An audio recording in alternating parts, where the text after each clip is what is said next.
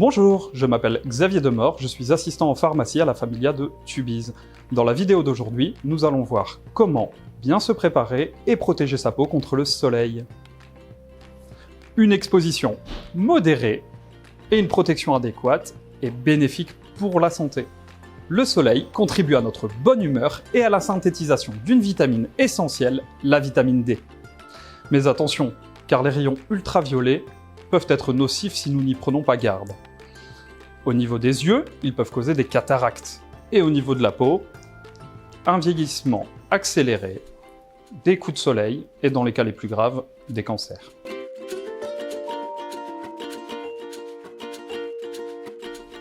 Pour commencer nos conseils de base, il faut éviter une exposition au soleil lorsqu'il est à son zénith, c'est-à-dire entre midi et 16 h.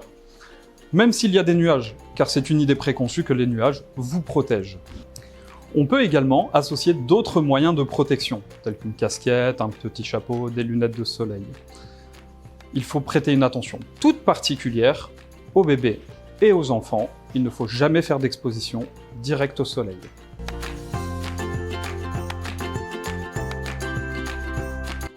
Pour bien choisir sa protection solaire, il faut tout d'abord connaître son type de peau. Il existe 6 types de peau différentes qui vont de la plus claire à la plus foncée. Mais l'indice de protection dépendra également de la durée d'exposition et de l'intensité du rayonnement. Le premier type de peau est une peau très claire, avec des taches de rousseur et souvent associée à une coloration de cheveux rousse ou blonde. Pour eux, on évite un maximum une exposition directe, et pour une exposition modérée à forte, on va utiliser un indice solaire d'un minimum de 30 et d'un maximum de 50 qui est idéal, tout comme pour les bébés et les enfants. Pour le type 2, on est sur une peau plutôt claire, avec quelques taches de rousseur, des cheveux tendant plutôt vers le blond et le châtain clair. Pour eux, pour une exposition modérée, on utilisera un indice solaire de 15 à 25, et pour une exposition plus longue, voire extrême, on utilisera plutôt du 30 à du 50. Le type 3 est une peau intermédiaire. Elle reste claire, mais bronze facilement. Les cheveux ont tendance à être bruns. Pour eux, une exposition modérée, on visera plutôt un indice solaire de 6 à 10, pour une exposition longue de 15 à 25 et pour une exposition extrême de 30 à 50. Le type 4 est aussi appelé peau résistante. Elle est mate, elle prend rarement des coups de soleil et les cheveux tendent vers le noir. Pour eux, une exposition modérée, on aura un indice solaire de 6 à 10 et pour une exposition importante à extrême, on sera de 15 à 25.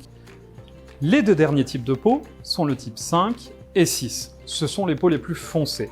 Elles sont également les moins fragiles, mais peuvent quand même avoir des coups de soleil. Un indice faible suffit pour ces personnes. Si vous voulez connaître votre type de peau, n'hésitez pas à venir nous voir pour en parler.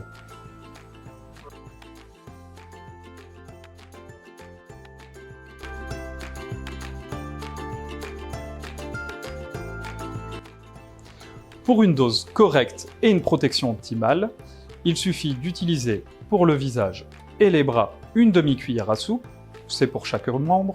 Il ne faut surtout pas oublier les petites oreilles, car malgré une casquette, on a tendance à les oublier. Au niveau du torse, du dos et des jambes, quant à elles, comme ce sont des surfaces beaucoup plus grandes, il faut une cuillère à soupe pour chaque membre. Il ne faut surtout pas oublier de bien réhydrater sa peau après une exposition, mais pas que la peau, vous aussi. Pour la peau, il faut utiliser un lait ou une huile bien réhydratante.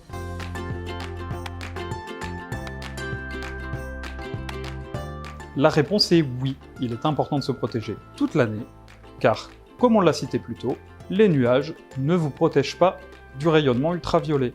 Et même à l'intérieur, car les vitres ne vous protègent que des UVB. Les UVA qui sont responsables d'autres causes graves, eux, passent à travers les vitres.